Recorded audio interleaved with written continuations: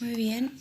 La última parasitosis es la triquinosis, causada por la Trichinella spiralis. Síntomas: fiebre, dolor muscular, dolor e hinchazón alrededor de los ojos. También puede producirse sed, sudoración profusa, escalofrío, debilidad y cansancio. Carne de cerdo, ¿dónde podemos encontrar fuentes? Carnes de cerdo mal cocida, ¿sí? Lo mismo la carne de animales silvestres sin una buena cocción. No existe el contagio de persona a persona, sino que sí o sí tiene que ingresar por los alimentos. Prevención. Las carnes de cerdo y de animales salvajes deben cocinarse completamente, que no queden rastros rosados, ¿sí? Ahora pasaremos a los virus. Uno de los virus que se contagian, una de las enfermedades causadas, hepatitis A, la entidad que lo causa es el virus de la hepatitis A. Se encuentra sobre todo en las heces de la sangre de una persona infectada.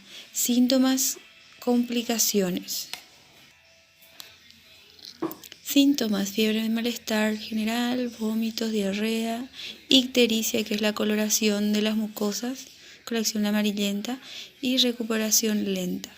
Fuentes: vegetales crudos, alimentos contaminados por manipulador infectado que esté enfermo, aguas contaminadas. Prevención: lavado de manos, uso de agua potable, exclusión de los manipuladores que estén enfermos, lavado correcto de verduras y frutas.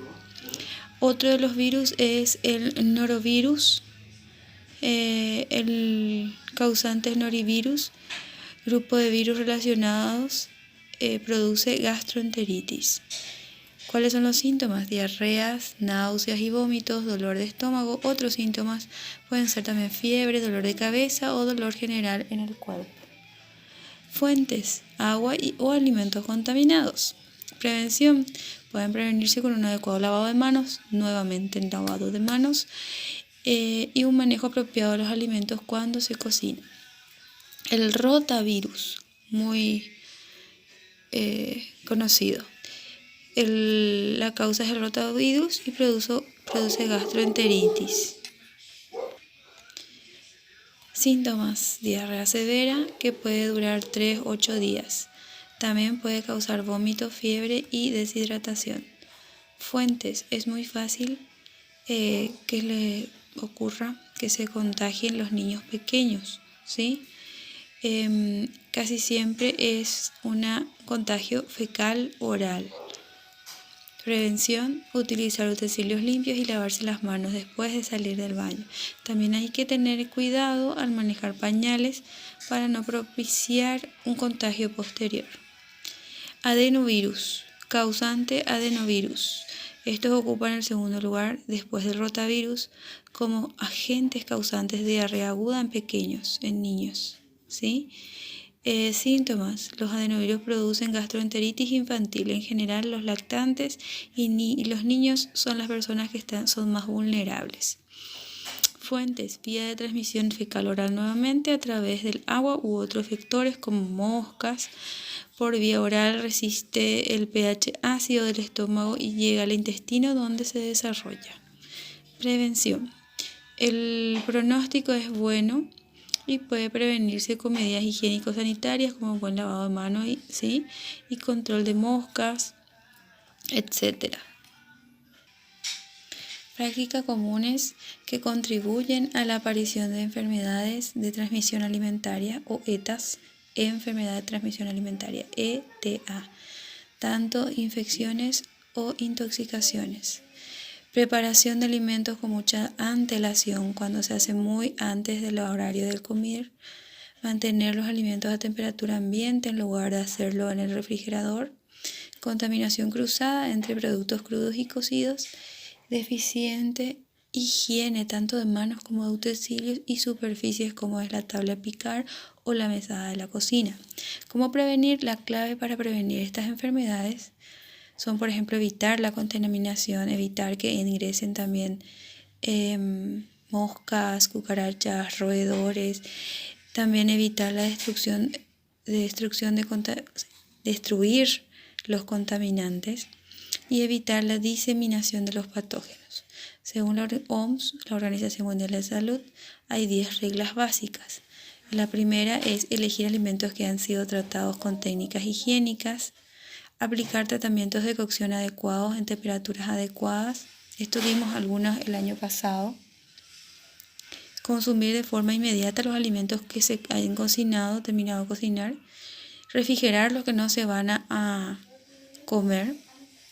Recalentar bien un alimento antes de ingerir. Evitar el contacto de alimentos crudos con los alimentos cocidos o la contaminación cruzada. Lavarse bien las manos antes de manipular los alimentos y entre alimento y alimento.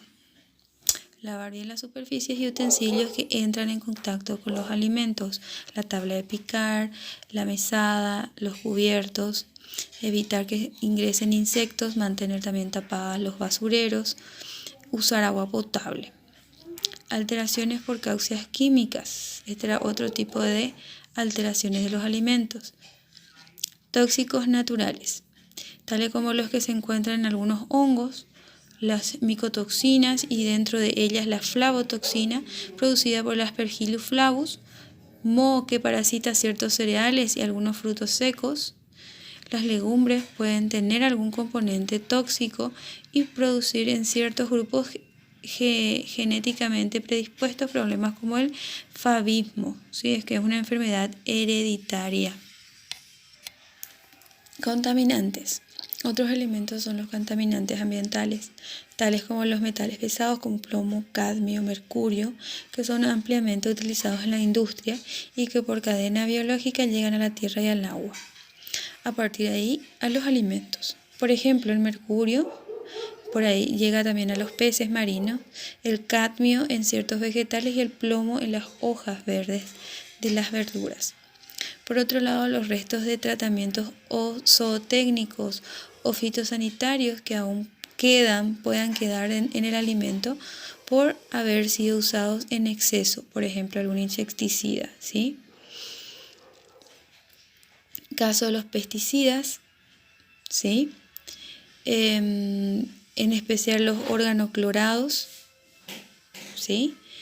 O restos de anabolizantes, fruto de ciertos tratamientos hormonales que se le aplica a los animales que son consumidos por el hombre. Es importante destacar que los contaminantes se encuentran en los alimentos de forma totalmente accidental. Su presencia siempre es debido a un poco control ambiental o al uso inadecuado de ciertas tecnologías. Higiene de alimentos. Prevenir los riesgos de enfermedades o muerte a través de la ingestión de alimentos alterados, contaminados o tóxicos. Promover la obtención de alimentos sanos y nutritivos. Evitar la pérdida de los nutrientes en los alimentos. Ahora sí, chicas, están habilitadas a realizar la autoevaluación de la que corresponde y espero sus respuestas para el jueves que viene.